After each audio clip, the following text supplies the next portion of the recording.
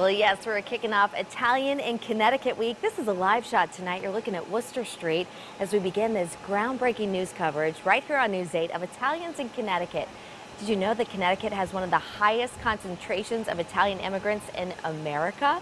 Well, if you look carefully at that shot, you'll see our very own Darren Kramer standing right there near Pepe's Pizza. I mean, come on, Darren. He knows how to choose the places to go in town. I know where to go. This is the place to be. I tell you, for all things Italian in New Haven, you can't beat Worcester Street.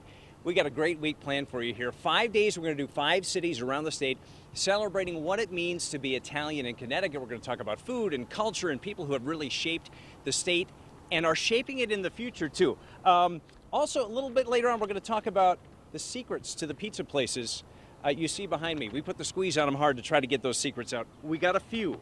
We're going to talk about that, too. And we invite you to go to WTNH.com. Share your family stories. A lot of folks here say, oh, yes, I have relatives here. I have relatives there. I saw this. Share your stories. We're going to make a special spot on the website at WTNH.com. This is going to be quite a week. We want to kick it off tonight with a guy who is near and dear to our hearts. His name is Uncle Aldo. He came here as a young man from Italy a long time ago, and that Italian-American brought television to Connecticut, and he's responsible for this TV station. Take a look. He was the chain-smoking, fast-driving, big-hearted man who brought the magic of television to Connecticut. Aldo Di Domenicis came here from Italy in 1920 when he was just 16 in search of a better life. And despite his third-grade education, what a life he made.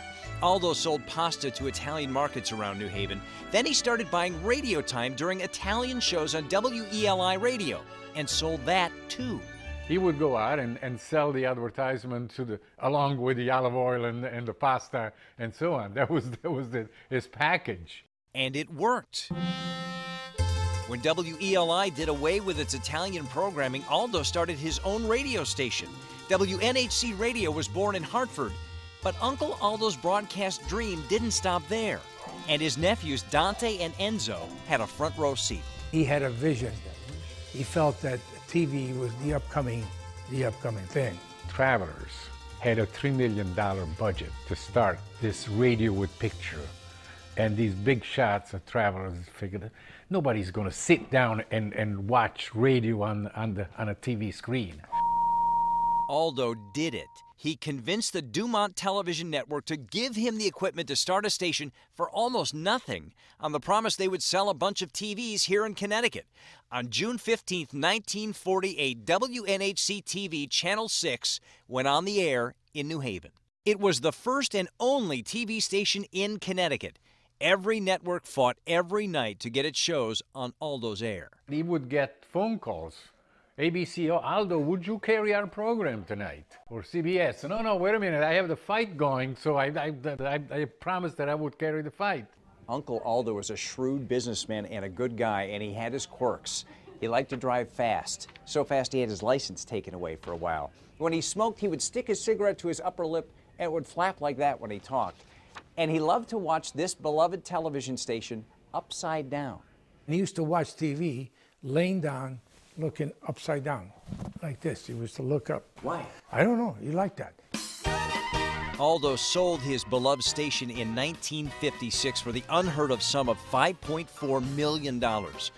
Aldo died in 1989, but he's still at work here. The Aldo Di Domenicis Foundation has donated more than $2 million, focusing on poverty, the arts, and education. He wanted to be a Yale professor, but he couldn't spell. $35,000 was the 35 soup kitchens in the areas. Each soup kitchen gets $1,000. His nephews say even though Aldo didn't like being on TV, this proud Italian would be happy we are celebrating the mark he left on this American state he loved so much. He was quite a guy. I'll tell you what, and you can bet Aldo spent a little time right here on Worcester Street in New Haven, too, and why not? We moved from Channel 6 to Channel 8 in 1954 because of a reception interference problem with Philadelphia. The call letters changed to WTNH in 1971, and here we are today.